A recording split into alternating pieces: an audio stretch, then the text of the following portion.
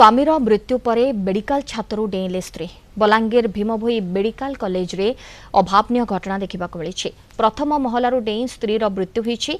मृतक हेले पद्मिनी बाग।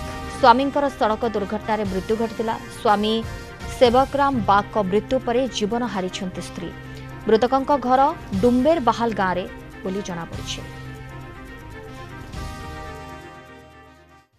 मोर दुही बह पले आले आमर बट्टार बह और मोर बह इताकर संगे पले आले बोले तापर जेते बेले से मोर पुत्रा के एडमिट कइछन से तार गुड़ भांगी जे बोले से ऊपर के जेते बेले 3 ताला के गले से ना देखले से बह छुआ तो मोर बहटा बोले कि नी इबा अपने केना ओछन बोले जे आईसीयू रे रखा है जे ता माने नै जेई दबार आरो तुमे धैर्य धर काहे एंता हो जा बोली करी बुझा मना कलो। फेर भी ताकर मने काना पाप छुईला जाए यहाँ केते बेले बलकी देले पूरा से सीढ़ी आगे पले आसी करी सीढ़ी डे देछन हम मरी गले।